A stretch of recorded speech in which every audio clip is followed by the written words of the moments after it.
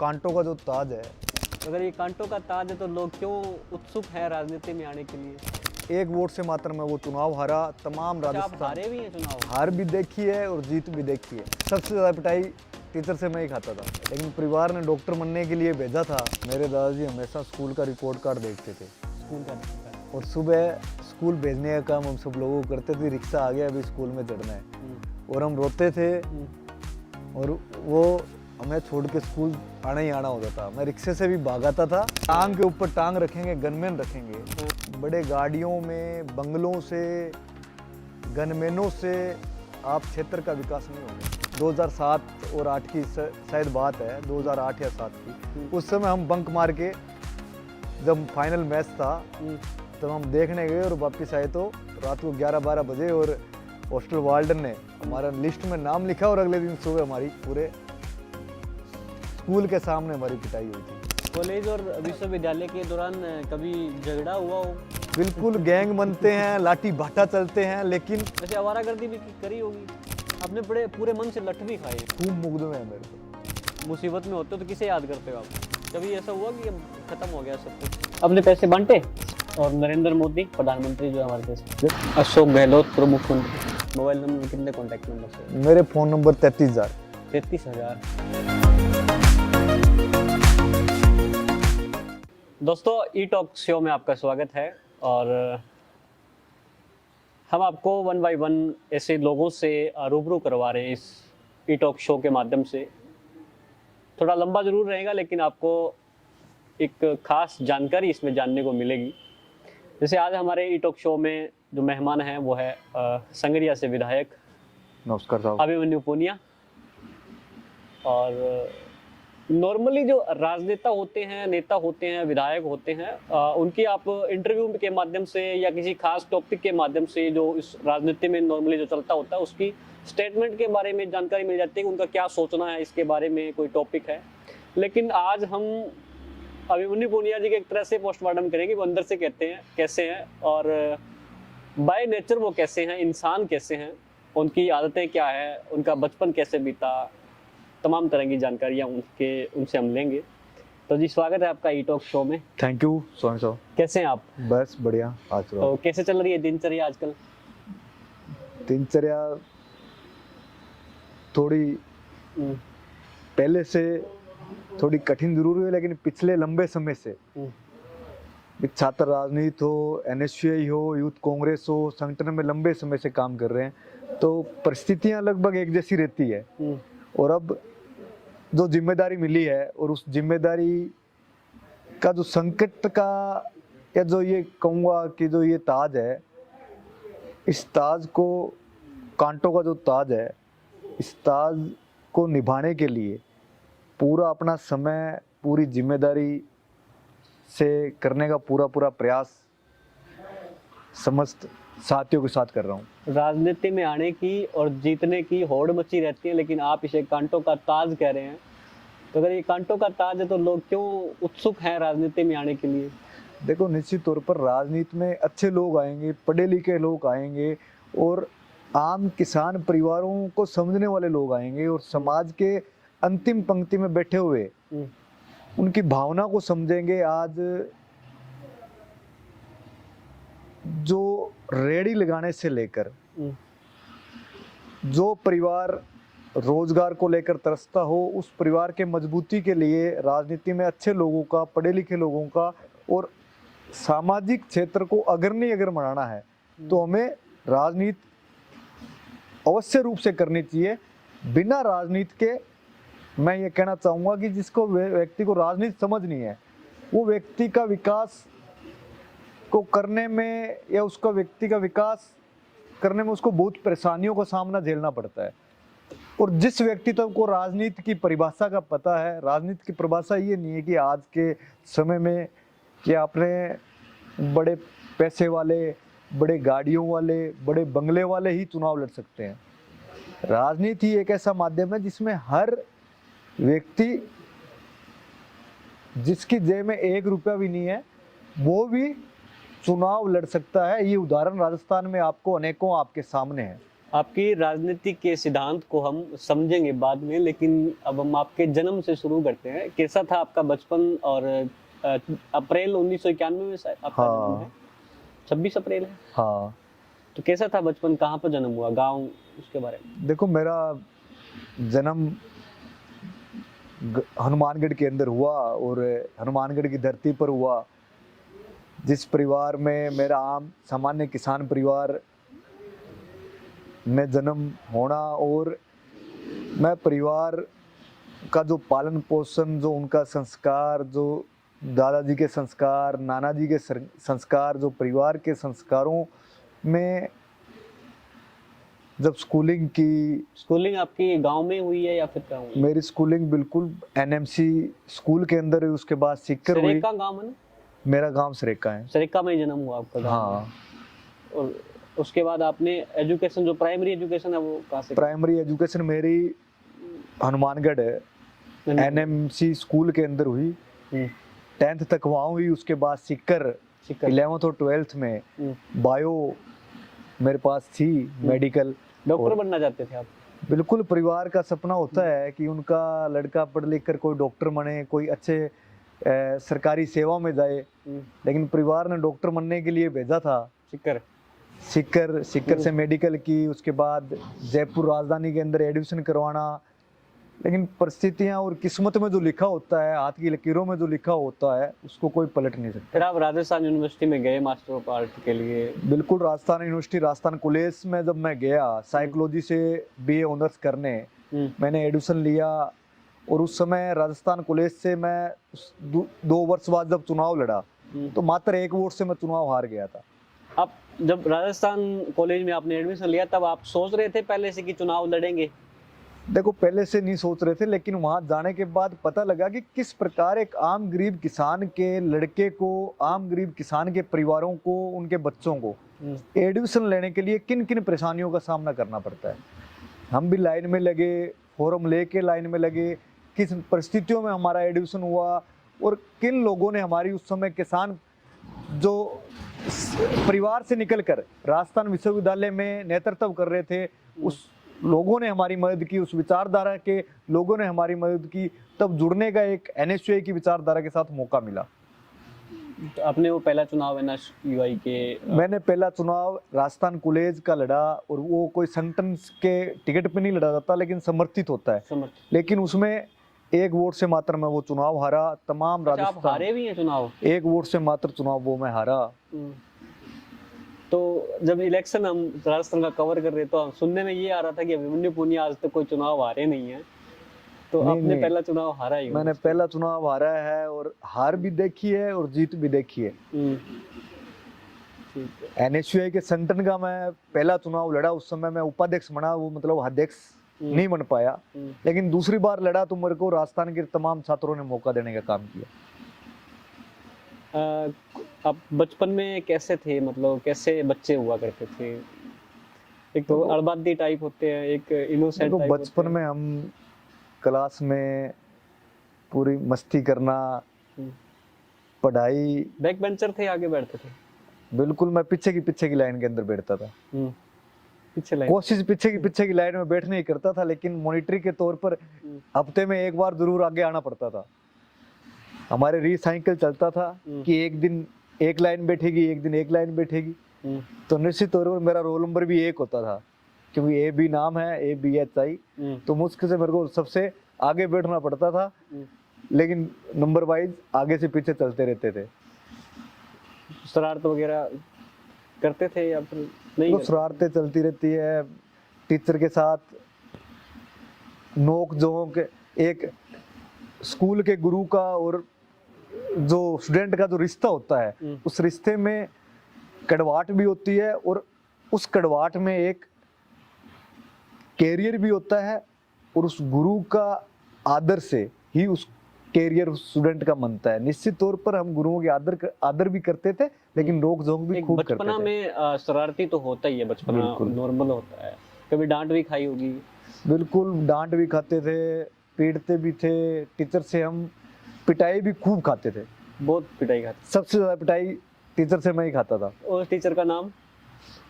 उस समय देवकीनंदन गुरुदेव थे और हमारे पीटीआई साहब होते थे, मुंशी सर से यूज खूब। और घर में कैसे थे? घर में मेरे को खूब मेरे दादा दादी जी का, चाचा चाची जी का, पापा मम्मी जी का खूब मुझे प्यार मिला। मेरे को पूरे परिवार ने हमेशा ही। आप इकलौते हैं या फिर आपके और भी भाई बहन हैं? इकलौता हूँ, लेकिन हमारी फैमिली कंबाइंड है। हमारे दादाजी, चाचा जी और सब एक साथ रहते थे। जैसे आपने स्टार्टिंग में नाना जी का जिक्र किया, दादाजी का जिक्र किया, आपको आपके आगे बढ़ने के लिए एक सिद्धांतिक रूप से इस दुनिया को समझने के लिए कौन सबसे ज़्यादा प्रभावित करता है? देखो, मेरे चाचा जी भी छात्र संघ के अध्यक्ष रहे हुए हैं। उन्होंने भी छात्र राजनीति की और किन परिस्थितियों से वो राजनीति में उस समय क्या घटना घटित हुई, ये सब चीजें उस परिवार से मैं निकला हूँ जिस परिवार ने अनेकों संघर्ष सहा है। और एक छोटा सामान्य किसान परिवार से निकलकर मुझे विश्वविद्यालयों सवाल में। ये था कि जैसे कई बार कहते हैं ना, मुझे ना मेरे दादाजी की ये बातें आज भी जिंदगी में काम आती है, या पिताजी की आती है, या नाना जी भी हो सकते हैं उसमें, दादी जी भी हो सकते हैं।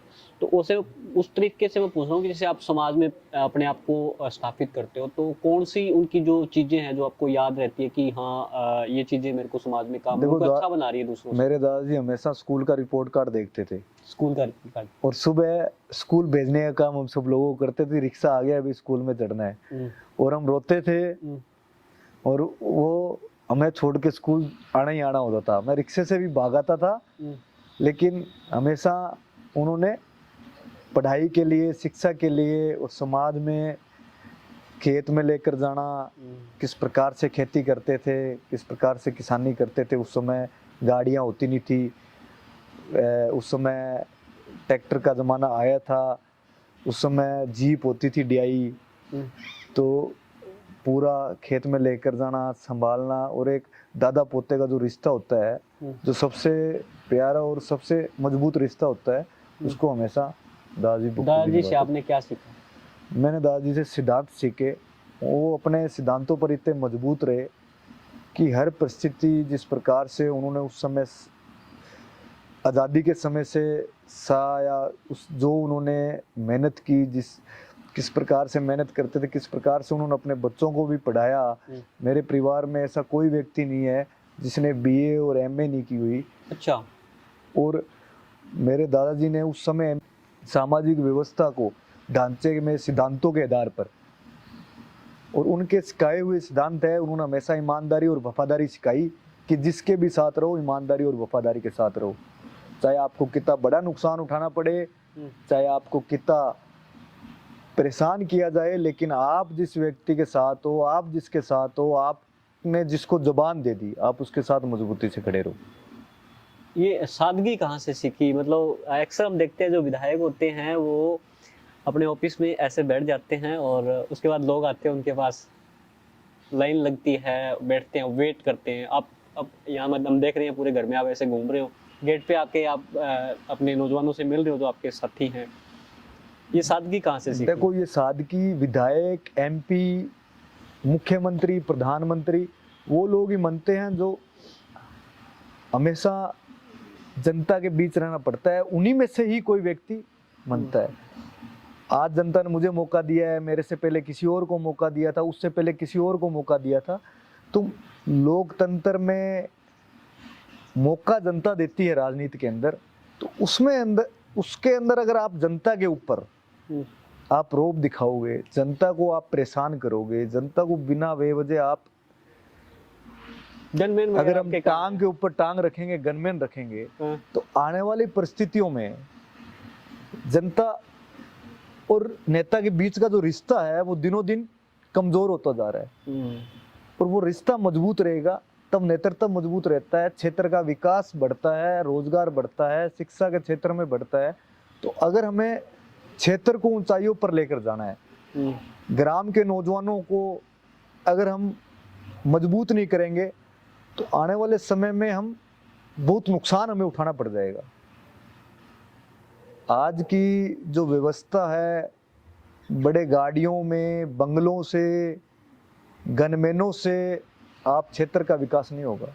आपको बातचीत संवाद करना पड़ेगा। आपको बूथ में जो कार्यकर्ता, बूथ में जो पार्टी के नेता, जो आपके भाई मजबूती से डटे रहते हैं, आपको उनके साथ बातचीत, उनके साथ संवाद स्थापित करना पड़ेगा। तब जाकर हम आने वाले समय में इस राजनीति में परिवर्तन ला सकते हैं और अपने क्षेत्र में विकास की गति को आगे ला सकते हैं। ये बीच में सादगी का सवाल आ रहा था। अभी सीकर जब आप गए तो तब टीनेजर थे आप, सीकर कैसा था? सीकर अच्छा था, प्रिंस स्कूल में मैं पढ़ा कभी हुआ हूँ। ऐसे संगत बन जाती है ना 4-5-6 लड़कों की, और फिर उसके बाद शरारतें ज्यादा होने लगती है। सीकर के बाद हम सब लोग विश्वविद्यालय में एक साथ ही गए और बहुत से साथी एक मेरे, यूनियन बन जाती है, और कभी कभार ऐसा लगता है गलत रास्ते चल रहे हैं। बहुत से साथी हैं। हमारी कोई यूनियन नहीं थी। उस यूनियन में हम अलग अलग क्षेत्र के लोग थे। आज कोई कह सकते हैं उसको। आज कोई डॉक्टर है उसमें से, आज कोई आईएएस है, कोई आरएस है, कोई बड़े पदों पर बैठा है, कोई राजनीति के अंदर बड़े पदों पर है। तो निश्चित तौर पर एक जो स्कूल का जो वातावरण और जो स्कूल की यारी और दोस्ती है वो हमेशा जीवन भर रहती है। वो एक परिवार रहता है। परिवार का रिश्ता, हॉस्टल में जो रिश्ता बनता है वो एक परिवार का रिश्ता बनता है कि हम जाति धर्मों से भिन्न हो सकते हैं, लेकिन एक साथ रहा हुआ याराना हमेशा जीवन भर रहता है। आज जिस क्षेत्र में मैं हूँ, मेरे साथ अधिकांश नौजवान इस क्षेत्र के थे। आज उन नौजवानों ने मुझे राजस्थान के अंदर प्रतिनिधित्व करने का मौका दिया और उन्हीं नौजवानों ने मुझे, चाहे मुझे टिकट मिलना हो, पार्टी में मजबूती देने का काम हो, अपना सब कुछ न्यौछावर करके उन नौजवानों ने भाई को हमेशा मजबूत करने का काम किया। कैसा लगाव है ये, मतलब क्यों करेंगे लोग इतनी सपोर्ट? अभिमन्यु पूनिया में क्या खास बात है जो ऐसे जुड़ रहे हैं लोग? देखो, खास बात कुछ नहीं है, लेकिन जो याराना, जो दोस्ती, जो एक परिवार का रिश्ता मेरा हमेशा मेरे साथियों के साथ रहा है और वो ही रिश्ता मुझे मजबूत बनाता है। हॉस्टल कैसा था? हॉस्टल अच्छा था। क्या दाल और रोटी मिलती थी, चाय मिलती नहीं थी। क्या करते थे हॉस्टल में? बंक मार के मूवी देखने जाते थे। फिर हमें पीटीआई पीटते भी थे। उस समय 2020 जब इंडिया जीता, 2007 और 8 की शायद बात है, 2008 या 7 की, उस समय हम बंक मार के, जब फाइनल मैच था तो हम देखने गए और वापस आए तो रात को 11-12 बजे, और हॉस्टल वार्डन ने हमारा लिस्ट में नाम लिखा और अगले दिन सुबह हमारी पूरे स्कूल के सामने हमारी पिटाई हुई थी। फिर उसके बाद राजस्थान यूनिवर्सिटी चले गए, राजस्थान विश्वविद्यालय में गए और राजस्थान विश्वविद्यालय ग्रेजुएशन कहाँ से हुआ था? Graduation Rajasthan college. राजस्थान। वो 3 साल कैसे थे? 2-3 साल फुल वहाँ हमने राजस्थान विश्वविद्यालय है। पढ़ाई ज्यादा करते थे, मस्ती ज्यादा करते थे? देखो, वहाँ पढ़ाई भी होती है, मस्ती भी होती है। कॉलेज का समय होता है तो उस समय पढ़ाई भी जरूरी है और पढ़ाई के साथ साथ एंजॉय भी जरूरी है। लेकिन हमने पढ़ाई भी पूरे मन से की, क्योंकि फेल हुआ व्यक्ति चुनाव नहीं लड़ पाता, तो हमें पास तो नहीं होना पड़ता था। लेकिन राजस्थान विश्वविद्यालय पूरे राज्य का एक ऐसा विश्वविद्यालय है जो कि आईएएस की फैक्ट्री है, आरएस की फैक्ट्री है, नेताओं की फैक्ट्री है। आज आप देखोगे हर विचारधारा में कहीं ना कहीं राजस्थान विश्वविद्यालय का विद्यार्थी आपको मिलेगा। तो वहाँ कांग्रेस की विचारधारा ज्यादा हैवी है उसमें? कांग्रेस भाजपा दोनों की विचारधाराओं, वहाँ जो सिद्धांतों की लड़ाई है, चल रही है, एबीपी और एनएसयूआई की चलती है। तो पहला चुनाव आपने 2000 कब लड़ा? पहला चुनाव 2012 में लड़ा मैंने। 12 में। उसके बाद जीतते कब थे? 2013 में जनरल सेक्रेटरी विश्वविद्यालय का बना। उस समय नरेंद्र मोदी की पूरे देश के अंदर लहर थी। 2013 में एक टिकट चुनाव जीत कर आया था। हाँ, यूथ पूरा का पूरा नरेंद्र मोदी के उस समय पक्ष में खड़ा था। और उसके बाद जब देश के युवा हृदय सम्राट, अभी अखिल भारतीय कांग्रेस कमेटी के राष्ट्रीय महासचिव आदरणीय पायलट साहब जब पीसीसी चीफ बनकर आए, तो एक नौजवानों में जोश था और उन्होंने हर एक नौजवान को, विश्वविद्यालयों महाविद्यालयों के नौजवानों को जोड़कर इस वसुंधरा और मोदी सरकार के खिलाफ लड़ाई लड़ी थी। उस समय हमें जुड़ने का मौका मिला, और वो ही जुड़ाव है कि हमें एनएसयूआई का, मुझे उपाध्यक्ष पहला चुनाव में हारा 2015 में पूरे राज्य का, और दूसरा चुनाव में पूरे राज्य का लड़ा, तो 1500 वोट से चुनाव जीता। आज तक कोई 1500 वोट से कोई चुनाव नहीं जीता। उसके बाद यूथ में मुझे मौका दिया, एआईसीसी में मौका दिया, पीसीसी में मौका दिया, जहां पार्टी ने मौका दिया, जो जिम्मेदारी दी, हम लोगों ने उसको निभाने का काम किया। एक बैकबोन होती है किसी राजनीति में, जो आगे बढ़ता है उसकी एक बैकबोन होती है ऊपर से। आपकी वो बैकबोन कौन है जो आपको लगातार ऐसे आगे आगे पुश करे जा रहा है राजनीति में? देखो, राजनीति में अगर आप ईमानदारी से काम करोगे और जो जिम्मेदारी आपको दी है उसको बखूबी भी दिए जाते हैं। बखूबी पंख एक बार काट सकते हो, 2 बार काट सकते हो, लेकिन काम करने वाले व्यक्ति का आप पंख नहीं काट सकते। जो व्यक्ति काम करेगा अपने क्षेत्र में ईमानदारी से, हो सकता है उसको एक बार हार जाए, 2 बार हार जाए, लेकिन अंत में सफलता जरूर मिलती है। लेकिन ईमानदारी और वफादारी जरूरी है। आज मेरे को जिम्मेदारी दी है, उस जिम्मेदारी को मैं बखूबी नहीं निभा पाऊंगा तो मुझे भी घर बैठने का काम नेता करते हैं। लेकिन विशेष तौर से देश के युवा हृदय सम्राट सचिन पायलट जी को, हर नौजवान जिनको उन्होंने राजनीति की अग्रिम पंक्ति में लाने का काम किया, मैं विशेष तौर से धन्यवाद। और उनका जीवन भर मैं, मेरा परिवार, क्षेत्रवासी, मेरे दोस्त, उस परिवार का एहसानमंद और उस परिवार का शुक्रिया करना चाहूँगा, जिन्होंने एक आम गरीब किसान परिवार का नौजवान, जो एक गांव और ढाणी में रहने वाला, कभी जीवन में नहीं सोच सकता था कि पार्टी टिकट देती है, चुनाव लड़ते हैं, चुनाव जीतते हैं, लेकिन एक आम किसान वर्ग के को मौका राहुल गांधी जी की सोच और सचिन पायलट जी की सोच दे सकती है। क्योंकि राहुल गांधी जी की सोच थी कि उन्होंने एक चुनाव की प्रक्रिया लेकर आए कि आपको संगठन में काम करना है तो आपको नीचे से आना पड़ेगा, और हम लोगों ने उसको फॉलो करते हुए हनुमानगढ़ के जिला महासचिव से लेकर राज्य की सबसे बड़ी संगठन का जो पद होता है प्रदेश अध्यक्ष का, मुझे मौका मिला। ये गांधी परिवार की सोच और सचिन पायलट साहब की सोच है कि उन्होंने उन नौजवानों को मौका दिया जो कि ईमानदारी से काम करते थे, मेहनत करते थे, लेकिन उनको आगे बढ़ाने वाला कोई नहीं था।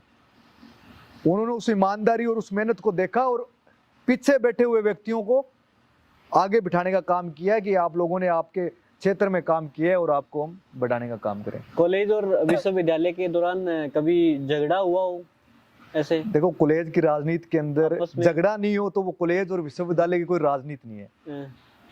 आपसी झगड़ा, एबीपी एनएसयूआई का झगड़ा, आपसी छात्र नेताओं का झगड़ा, और एनएसयूआई के छात्र नेता और एनएसयूआई के छात्र नेता का झगड़ा, कि तेरे को देखेंगे, बिल्कुल गैंग बनते हैं, लाठी भाटा चलते हैं, लेकिन उन झगड़ों में प्यार भी बढ़ता है और उसके बाद प्यार भी, जिसके साथ लड़ते हैं और उसके साथ रहते भी हैं।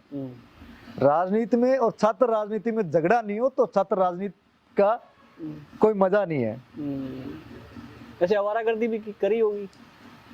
देखो, नहीं करी। छात्र राजनीति की है, छात्र राजनीति में उन छात्रों की आवाज उठाने का काम किया है जो ग्रामीण परिवेश से हम तरह हमारे हम सब लोग ग्रामीण परिवेश से गए कि वो वहां मजबूत कैसे हो। राजधानी में ग्रामीण परिवेश से, गांव ढाणी से गया हुआ छात्र को राजधानी में मजबूती कैसे मिले, इसको लेकर हमने पहले भी लड़ाई लड़ी है और आज भी लड़ते हैं। जैसे लड़ाई लड़ी है, प्यार भी हुआ? बिल्कुल प्यार भी हुआ। प्यार भी, किसी एक साथ भी बैठते हैं। नहीं, ऐसा नहीं हुआ। नहीं हुआ ऐसा, कभी मौका नहीं मिला। कोविड में हम गए, बाद में एमए में। पहले हम तो बिना कोविड पढ़े हैं राजस्थान कॉलेज से कि। ठीक है। और कुछ अपने जीवन की कोई याद जो सबसे ज्यादा आपको बताना चाहो? देखो, जीवन में ये है कि काफी संघर्ष के जो करता है, मैं तो एक ही बात कहना चाहता हूँ, संघर्ष करता है और ईमानदारी से करता है, उसको मिलता जरूर है। लेकिन आप जिस भी क्षेत्र में हो, जिसमें भी काम करना है, आपको पूरे मन से करो। आपने बड़े पूरे मन से लठ भी खाए, काफी छोड़ना सारे, है। आपकी वीडियो वगैरह देखते हैं, हम तो आज struggle करते हैं। आज भी मैं तो मेरे लोगों के लिए, मेरे साथियों के ये लिए और बंदा डर मेरे नहीं रहा इसके, मतलब पुलिस वाले राजस्थान मार रहे हैं, डर नहीं रहा। राजस्थान के नौजवानों पर जब आंच आती है, अभी एक तस्वीर आपकी देख रहा था, डरो मत का पोस्टर लिए हुए ऐसे पुलिस वाले मार रहे थे, ये हौसला कहाँ से मिलता है? तो ये हौसला, पार्टी में काम करते हैं तो पूरे मन और शिद्दत से काम करो, उसके लिए आपको परेशानियां भी सहनी पड़ेगी, मुकदमे भी सहने पड़ेंगे। आप पर कितने मुकदमे? खूब मुकदमे है मेरे पर। अब मेरे पर मुकदमे कोई राज्य सरकार, हम्म, किसी अधिकारी को बोलने का मुकदमा, कोई सड़क रोकने का मुकदमा, हम्म, गेट रोकने का मुकदमा, अधिकारी से झगड़े का मुकदमा, ये मेरे लिए थोड़ी है मुकदमे। व्यक्तिगत मुकदमे नहीं है? बिल्कुल व्यक्तिगत मुकदमा मेरे पे एक भी कि नहीं किसी है। व्यक्ति ने शिकायत करी हो कि मेरे को परेशान किया है, ऐसा कुछ? व्यक्तिगत मुकदमा एक भी नहीं है। सरकारों के द्वारा लगाए हुए, आम जनता के लिए लड़ते हुए हम्म, चक्का जाम, और ये मुकदमे सहने के लिए हम आगे भी तैयार हैं, क्योंकि हमें आज देश के अंदर जिस सत्ता से, जिस सामंतवादी ताकतों से लड़ रहे हैं, हम्म, बाबा अंबेडकर साहब का अपमान, हम्म, नौजवानों को रोजगार, मेरे पर मुकदमे कोई राज्य सरकार, हम्म, किसी अधिकारी को बोलने का मुकदमा, कोई सड़क रोकने का मुकदमा, हम्म, गेट रोकने का मुकदमा, अधिकारी से झगड़े का मुकदमा, ये मेरे लिए थोड़ी है मुकदमे। व्यक्तिगत मुकदमे नहीं है? बिल्कुल व्यक्तिगत मुकदमा मेरे पे एक भी कि नहीं किसी है। व्यक्ति ने शिकायत करी हो कि मेरे को परेशान किया है, ऐसा कुछ? व्यक्तिगत मुकदमा एक भी नहीं है। सरकारों के द्वारा लगाए हुए, आम जनता के लिए लड़ते हुए हम्म, चक्का जाम, और ये मुकदमे सहने के लिए हम आगे भी तैयार हैं, क्योंकि हमें आज देश के अंदर जिस सत्ता से, जिस सामंतवादी ताकतों से लड़ रहे हैं, हम्म, बाबा अंबेडकर साहब का अपमान, हम्म, नौजवानों के रोजगार को लेकर नशा बढ़ना, जुआ बढ़ना, जिस क्षेत्र का मैं प्रतिनिधि हूँ, जिस निर्वाचन क्षेत्र से मैं आता हूँ, वहाँ ये हालात है कि नौजवान आने वाले समय में देखने को नहीं मिलेंगे। ये तो आपके चुनावी कैंपेनिंग में भी था, और मेरा यह प्रमुख मुद्दा है, अभी क्या क्या किया आपने इसके? प्रमुख मुद्दा है। इसको लेकर विधानसभा के सदन के अंदर भी हमने आवाज उठाई, और पूरे राजस्थान की सड़कों पर इसको लेकर जा रहा हूँ। जयपुर के अंदर मुख्यमंत्री घेराव का मामला हो, बाड़मेर के अंदर बाइक यात्रा का मामला हो, ये मुद्दा संग्रिया से लेकर जैसलमेर का, और जैसलमेर से लेकर धौलपुर तक का मुद्दा है। और एमडी, चीटा, भयावह नशे जो गांवों के अंदर फैले हुए हैं, जनता को जागरूक भी करने का काम हम लोगों को करना है, और समझना होगा जनता को भी कि अगर ऐसी परिस्थितियां रही, नशा खा कौन रहा है इसको महत्व नहीं है, आ कहां से रहा है, कौन भेज रहा है, कुछ क्या कम सलाखें इतनी कमजोर होगी प्रशासन की, सरकारों की, जनप्रतिनिधियों की, कि आपको आवाज उठाने में दिक्कत आ रही है? क्यों नहीं बोलते भाजपा के जनप्रतिनिधि? कांग्रेस का राज था तब भी हम बोलते थे कि इसको रोकथाम के लिए क्या उपाय करें। आज भाजपा का राज है तब भी हम बोल रहे हैं। इसको लेकर आम जनता को, पब्लिक को एक होना पड़ेगा, तब हम आने वाले समय में इस पर अंकुश लगा सकते हैं। किसी एक व्यक्ति से नहीं हो सकता कि एक अभिमन्यु पूनिया ने बोल दिया तो ये खत्म कर देगा। मैं आवाज उठा सकता हूँ, मेरे साथियों को लेकर लाठियां खा सकता हूँ, मुकदमे खा सकता हूँ, लेकिन इसके लिए समन्वय जो होगा वो ग्राम की इकाई का, बूथ की इकाई का, तहसील की इकाई का, जो गांव के अंदर पड़ोस में नशा कर रहा है, उसको हम कैसे, उसको नशे से छुटकारा उसको दिला सकते हैं, उसको बेच कौन रहा है, उसको कहाँ से आ रहा है, इस पर कार्रवाइयाँ करनी होगी। खाना पूर्ति से काम नहीं चलेगा कि हम खाना पूर्ति कर लिया, 1 करोड़ का आज पकड़ लिया, आप भी एक पीछे बहुत बड़ी 10 दिन बाद उसको छोड़ देंगे। तो प्रशासन में भी कहीं ना कहीं ऐसे अधिकारी भी हैं जो ईमानदार हैं, ऐसे सिपाही भी हैं जो ईमानदार है। इसमें कोई एक किसान का बच्चा नहीं जा रहा, इसमें अधिकारी के बच्चे भी लिप्त हो रहे हैं, थाना अधिकारी के परिवार के बच्चे भी लिप्त हो रहे हैं। लेकिन समझना पड़ेगा कि आपको लाख 2 लाख 5 लाख के चक्कर के अंदर आने वाले समय के परिवारों का नुकसान नहीं करना है। वो हर बच्चे को अपना बच्चा समझेगा तभी तब जाकर हम रोक सकते हैं। रोक सकते हैं। अभिमन्यु पुनिया धार्मिक रूप से कैसे हैं, कैसे क्या परंपरा मानते हैं? देखो, धार्मिक इष्ट में देव- आस्था होना जरूरी है। बालाजी में, गणेश जी में, महादेव जी में सबसे ज्यादा मेरी जब आपको आस्था है। जरूरत होती है, मुसीबत में होते हो तो किसे याद करते हो आप? देखो, मैं बालाजी को याद करता हूँ हमेशा। सालासर बालाजी, खाटू श्याम जी। कोई बड़ी मुसीबत आई है और कभी 33 हर- साल की उम्र में? देखो, राजनीति के हो गया, क्षेत्र अब में तो जो भी गिर गए जिस हो। भी क्षेत्र में हो, मुसीबतें आती रहती है, टलती रहती है। जीवन है, जीवन में अनेक उतार चढ़ाव आते हैं, सहना भी पड़ता है और काम भी करना पड़ता है। लेकिन आप उतार चढ़ाव, परेशानियों से, ये एक जीवन का हिस्सा है। कभी ऐसा हुआ कि अब खत्म हो गया सब कुछ? बहुत बार होता है, लेकिन कहीं ना कहीं मौका दे देता है ईश्वर। और काम करना है, कर्म अपने को करना है, देने वाला ऊपर वाला है। अपने कर्म कर सकते हैं, लेकिन देने वाला ऊपर वाला है। उसको जो देना है, हाथ की लकीरों में जो लिखा है वो मिलकर रहेगा, और जो नहीं लिखा है वो मिलेगा ही नहीं। किस्मत को मानते हो? बिल्कुल बिना कुछ किए किस्मत में जो नहीं। होगा वो नहीं, मिलेगा। मेहनत करोगे तो किस्मत भी चलेगी, मेहनत ही नहीं करेंगे तो किस्मत सामने से थोड़ी आ जाएगी। मनोरंजन के लिए क्या करते होते हैं मतलब? देखो, मूवी भी देखते हैं, क्रिकेट भी खेलते हैं, वॉक भी करते हैं। क्रिकेट खेलते हैं आप? बिल्कुल। तो यहाँ इस क्षेत्र के खिलाड़ियों के लिए क्या कर रहे हैं आप? देखो, इस क्षेत्र के खिलाड़ियों के लिए आने वाले समय में मेरा बड़ा प्रोजेक्ट है, मेरा खेल का, कि मैं चाहता हूँ कि एक खेल स्टेडियम इस विधानसभा को मेरे कोटे से तो बनाऊँ ही बनाऊँ। अभी मैंने मानकसर गांव में खेल स्टेडियम बना रहा हूँ। मैं आपको भी बुलाऊंगा उसका, जब वो बनकर तैयार हो जाएगा तब। क्योंकि आपने और नशे को दोनों रोकने की ब्लॉक बात में करी। खेल जो एक है- ऐसा खेल स्टेडियम बने जो कि एक उदाहरण हो संग्रिया के नौजवानों के लिए।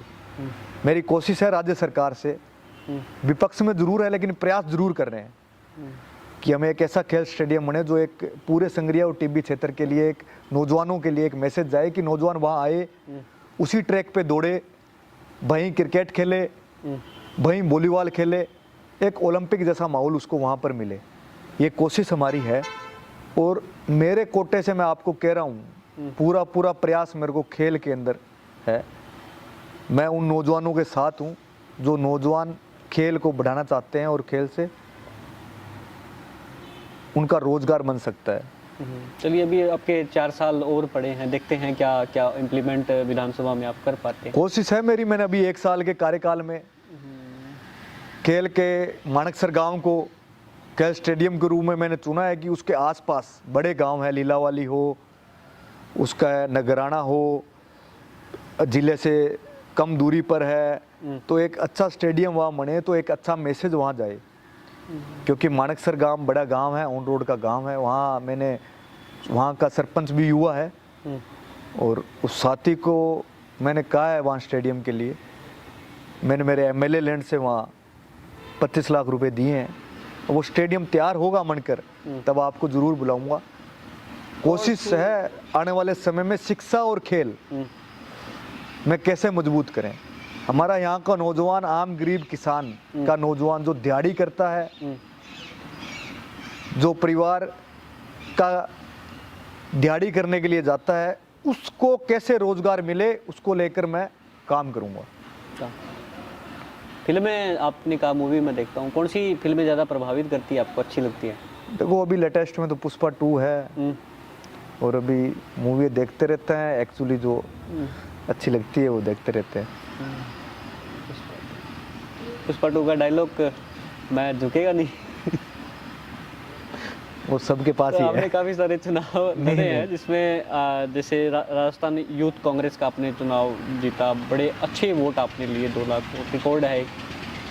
तो देखो तरह राजस्थान से वो के, भी वाइल्ड फायर जैसा मैं था। आपको कहना चाहता हूँ राजस्थान के नौजवानों का जो आशीर्वाद मुझे मिला है, बहुत कम ऐसे लोग होते हैं जो लगातार चुनाव जिताने का काम राजस्थान के नौजवानों ने किया है। राजस्थान के नौजवानों का, मेरे साथियों का, जो लगातार 15 साल से लिए अपना पूरे परिवार को मेरे लिए झोंक दिया उन्होंने, मेरे को मजबूत बनाने के लिए, मेरे को मजबूत करने के लिए उन्होंने अपना धन, समय। अच्छा, कभी ऐसा हुआ कोई सबसे किसी साथी ने, समर्थक ने मतलब ऐसा कुछ आपके लिए समर्पित कर दिया कि आपको ऐसा लगा नहीं यार ऐसे तो मत करना चाहिए? कई बार जैसे लगते हैं, देखते हैं कोई इतनी दीवानगी होती है। देखो मैं चुनाव लड़ा हूँ तब मेरे साथियों ने उनकी जेब में जितना पैसा है वो पैसा निकाल कर मुझे दिया है। किसी के साथी के अंदर 1 लाख है तो मुझे 1 लाख दिए हैं कि तू चुनाव लड़ रहा है, बहुत बड़ा चुनाव है जीतना। किसी ने मेरे को वोट दिए हैं जिसकी फीस 50 रुपये होती है यूथ कांग्रेस की, एक गांव से 500 वोट दिए हैं। किसी ने अभी जब मुझे टिकट मिला तो मेरे नौजवान साथियों ने जितना जेब में उनके पैसा था वो खर्च भी किया अपने बूथ और अपने गांव में, और मेरे को भी कार्यालय चलाने के लिए ला के दिया कि ये कार्यालय चलाना है, अपने को पैसा बांटना है।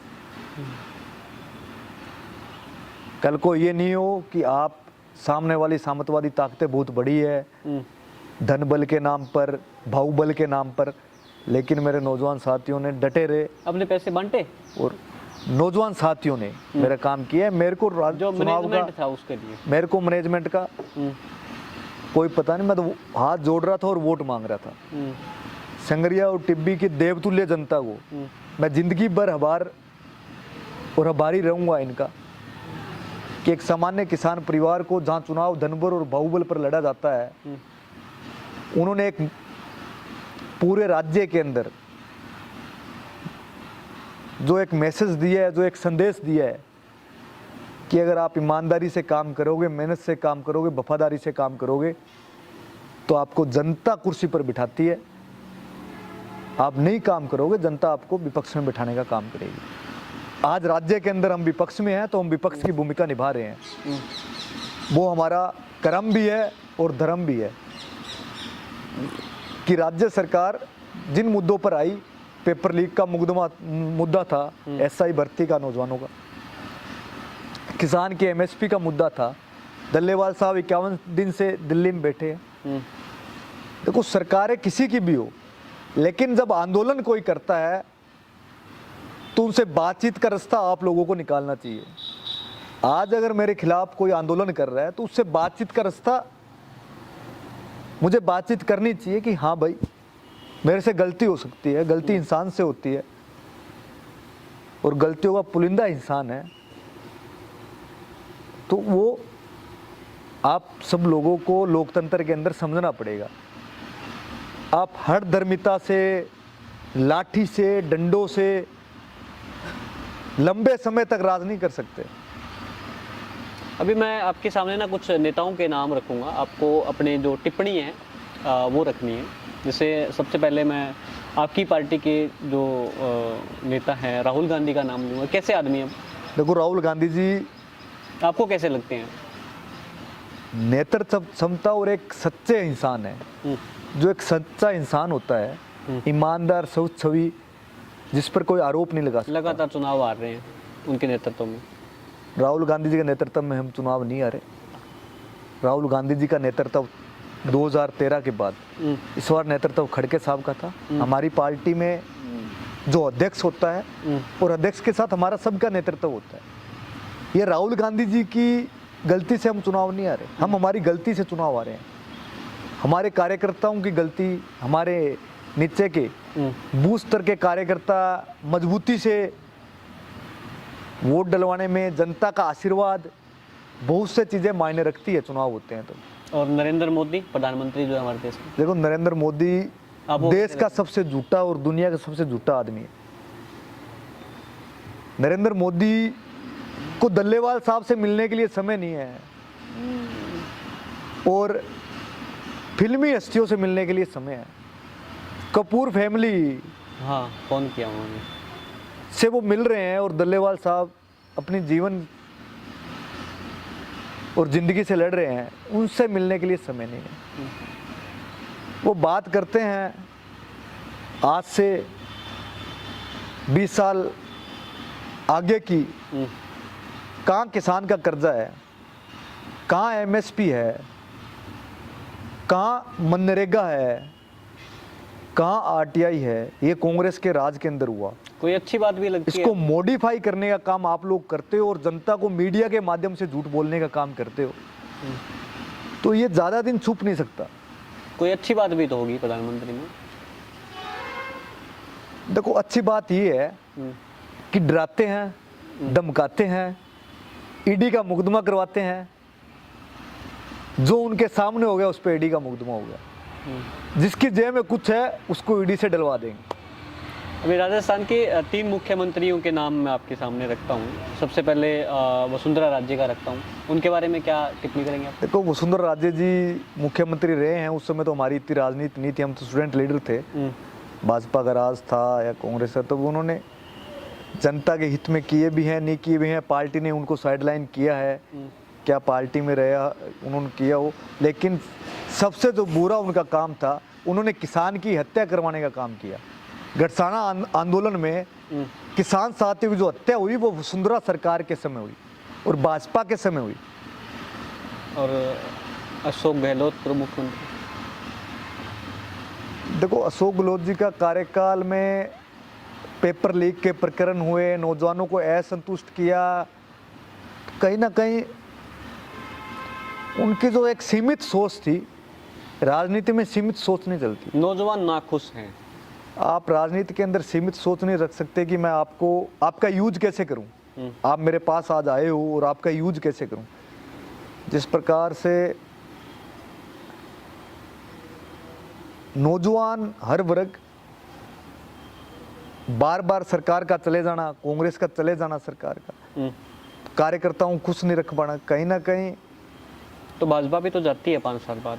ये जो चक्कर राजस्थान का है, इस चक्कर को बंद कौन कर सकता है? लड़ाई इस बात की है। जिस दिन ये चक्कर बंद हो गया उस दिन राजस्थान के अंदर विकास चालू हो जाएगा और राजस्थान विकसित हो जाएगा। यहाँ का हर वर्ग विकसित हो जाएगा। आज राय सिंह हमारा समाज है, वो ओबीसी में लड़ाई लड़ रहा है। धानका समाज है, उसके सर्टिफिकेट नहीं बन रहे। तो हमें हर चीज का, हर व्यवस्था का ध्यान रखना पड़ेगा आने वाले समय में कि हम सामाजिक वर्गों को किस प्रकार उनको न्याय दे सकते हैं, किस प्रकार उनको राजनीति और सामाजिक क्षेत्र में जिम्मेदारी से अग्रिम भूमिका में ला सकते हैं। और अभी वर्तमान के जिनके साथ आप 1 साल से काम भी कर रहे हैं विधानसभा में, देखो, पहली बार ऐसा लग रहा है कि राजस्थान के अंदर सरकार है ही नहीं। सरकार ब्यूरोक्रेसी चला रहे हैं, अधिकारी चला रहे हैं। भजन लाल जी शर्मा अधिकारी सरकार को चला रहे हैं, खुलेआम कह रहा हूं मैं। ब्यूरोक्रेसी सरकार को चला रही है। मंत्रियों को पता नहीं है कि आपसे लिस्टें कहां से आ रही है।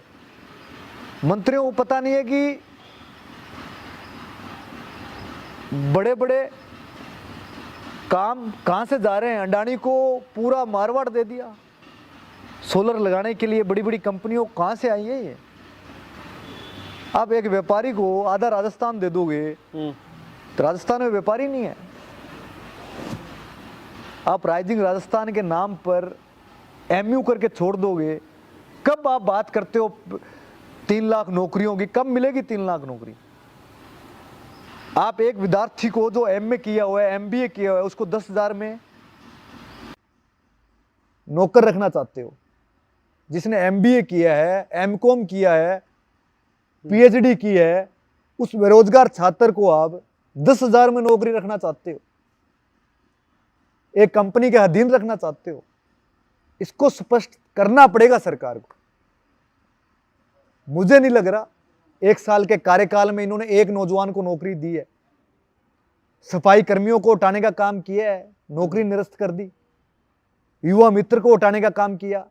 योग जो टीचर हैं, जो योग शिक्षा देते हैं, उनमें भेदभाव का, उनकी तनख्वाह नहीं आ रही है, पुरुष को 10,000 8,000 दे रहे हैं, महिलाओं को 5,000। तो भेदभाव की जो नीति है इस सरकार की, प्रदेश में बहुतायत में एससी समाज और ओबीसी समाज के अधिकारियों को टारगेट किया गया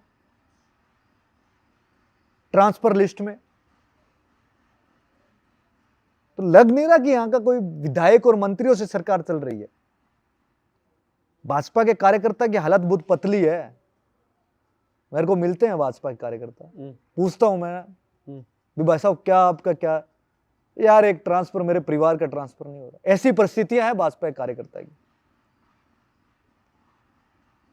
और बाबा अंबेडकर साहब का अपमान जिस प्रकार से देश के गृह मंत्री ने किया, पूरे देश के सामने, उस शर्मिंदा पूरे देश को, दुनिया के सामने गृह मंत्री जी ने किया है भारत देश को। बाबा अंबेडकर साहब वो व्यक्ति, वो महापुरुष थे जिन्होंने हर एक नागरिक को सुरक्षा के कानून प्रदान किया। आज हम स्वतंत्र हैं अपनी बात रखने के लिए, मुखरता से बात रखने के लिए, अपनी लड़ाई लड़ने के लिए। हमें वो संविधान बाबा अंबेडकर साहब ने दिया है। क्या क्या पसंद करते हो आप ऐसे सबसे ज्यादा, क्या शौक है आपका? क्योंकि आप हम आपसे व्यक्तिगत सवाल पूछते हैं। अभिमन्यु पुनिया को अंदर से निकाल रहा है। देखो, अभिमन्यु शौक, पुनिया जो मेरा है वो शौक, पूरी तरह से एक राजनीतिक व्यक्ति है। मैं बिल्कुल आम व्यक्ति हूं, मैं कोई राजनीतिक व्यक्ति नहीं हूं। राजनीतिक व्यक्ति कहना गलत है। मैं बिल्कुल आम परिवार का लड़का, आम परिवार का, राज्य के मेरे नौजवान साथियों का भाई, संगरिया टीबी क्षेत्र का भाई और बेटा हूं। और मैं कोई राजनीतिक व्यक्तित्व से किसी से मैं बात नहीं करता। मैं एक परिवार के नाते बात करता हूं। आपके फोन मोबाइल में, मोबाइल नंबर कितने कॉन्टैक्ट नंबर सेव? मेरे फोन नंबर 33,000। 33,000 बाय नेम जानते हो आप? 33,000 लोग, 33,000 बाय नेम में फोन उठाता हूँ। अब मैंने भी आपको कॉल किया था, आपने मेरा फोन उठाया, तो आपका मेरा नंबर आपके पास मैं सेव बिल्कुल नाम से फोन उठाता हूँ जिसके नाम मेरा नंबर सेव है। है। और मेरा कोई, मैं किसी से, मैं मेरा फोन मेरे पास खुद रखता हूँ। अननोन मेरा फोन मैं खुद उठाता हूँ। कोशिश करता हूँ कि मैं जो अननोन नंबर है उनको दोबारा फोन करने की कोशिश वगैरह करूँ। नहीं रखा हुआ, पीए वगैरह? देखो, सेक्रेटरी रखा हुआ है, लेकिन वो जनता के लिए नहीं है, वो काम करने के लिए है। संगरिया के अंदर आए, मिले, काम बताए, जयपुर में मिले, काम बताए, वो काम करो, लिखो। मैंने कभी पीए की राजनीति नहीं की मेरे 20 साल में। मेरा कोई पीए नहीं है। खुद फोन उठाते हो? खुद फोन उठाता हूँ मैं सब। नहीं उठा पाते तो दोबारा करता हूँ। दोबारा करते? एक दिन में करूँ, 2 दिन में करूँ, दोबारा फोन करता हूँ। सभी के नाम आपको याद रहते हैं? बिल्कुल, जो फोन आया है, जो नंबर सेव है, उसका नाम याद है। पूरे राजस्थान में या इस क्षेत्र में सभी में? देखो, पूरे राजस्थान में कह रहा हूँ मैं। क्षेत्र में मेरे 8200 नंबर मेरे सेव है, क्षेत्र के, संगरिया और टिब्बी के। और जो भी साथी मिलता है मुझे नंबर, मैं सेव करने की कोशिश करता हूँ कि मैं उस साथी से उसकी बातचीत करूँ, उससे सुनूँ एक परिवार के नाते। और मेरी कोशिश है कि अगर मैं जितना मेरी कोशिश कर सकता हूँ कि मैं उसका समाधान करने का प्रयास करूँ। गुस्सा किस चीज से? 100 में से 100 काम है। गुस्सा किस चीज से आता है? देखो, गुस्सा एक चीज का है कि हमारा क्षेत्र अन्न भंडार क्षेत्र होते हुए भी राजस्थान में सबसे संपन्न क्षेत्र है तो वो संगरिया तहसील है। लेकिन जब राजस्थान में गिनती आती है अग्रणियों में, तब संगरिया का नाम बहुत पीछे आता है। अगर घग्गर नदी आती है तो टिब्बी बेल्ट में आती है। टिब्बी में हमारे धान मंडी नहीं है, हमारी कमी है। डैम O2 हेड पर डैम बन सकता है। हमारा 1 लाख क्यूसेक पानी पाकिस्तान में जाता है, तो राजस्थान में टिब्बी की और संगरिया की धरती पर डैम क्यों नहीं बन सकता हमारे जिले के पानी के लिए?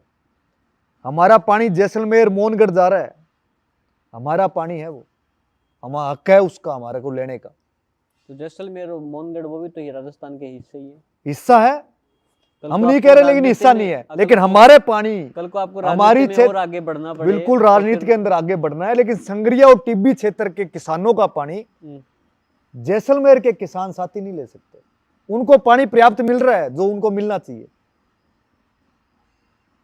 ये क्षेत्रवाद की राजनीति हो जाएगी फिर। क्षेत्रवाद की राजनीति नहीं कर रहा। हम्म। जो मेरा निर्वाचन क्षेत्र है वहां डैम बन सकता है, वहां जो पाकिस्तान में पानी जा रहा है वहां बड़े से बड़ा डैम बन सकता है। कि यहाँ के जिले के नेतृत्व क्षमता की कमजोरियां रही है। ये यहाँ का हर परिवार संपूर्ण होने के बाद भी यहाँ पर डैम, शिक्षा, रोजगार, उद्योग से बहुत पिछड़े हुए हम लोग हैं और उसमें मजबूती लानी है। मैं उस मजबूती के लिए लड़ाई लड़ रहा हूं। मुझे आपका और मेरे से, आपके और मेरी लड़ाई से हमारा भला नहीं होगा। इस क्षेत्र में ये काम होंगे तब यहाँ के हर परिवार का भला होगा, हर नौजवान का भला होगा, हर वर्ग का भला होगा। यहाँ के 2000 नौजवान जब नौकरी करेंगे उद्योग में, हर जाति का, हर धर्म का उसके अंदर जाएगा, तब असली मायने में हम इस क्षेत्र में जब भी आपसे कोई भी सवाल करता नेतृत्व हूं, हमारा सफल होगा। आप उसमें जनहित की समस्याएं और वो चीजें उठाते हैं और हर हर क्वेश्चन के अंदर जो है वो आपकी बात आती है, उसमें राजनीति भी होती है और उसमें लोगों की समस्याएं हैं, उनका समाधान भी है। कभी आप सीरियस ही रहते हैं, हर समय हंसी मजाक ये भी करते हैं? तो मैं तो ऐसे ही रहता हूँ, सीरियस कभी रहता ही नहीं। सीरियस गाय का जो अपने क्षेत्र के लिए सीरियस हैं, अपने काम के लिए सीरियस हैं और हर समय व्यक्तिगत इंटरटेनमेंट के लिए क्या करते हैं आप? मतलब व्यक्तिगत के लिए कभी ब्रेक लेते होंगे काम से? तो बिल्कुल नेटफ्लिक्स देख लेता हूँ, मूवी देख लेता हूँ, प्राइम वीडियो देख लेता हूँ, वॉक करता हूँ, लेकिन समय जितना मिलता है उस हिसाब से। कम मिलता पूरे प्रदेश में जिम्मेदारी,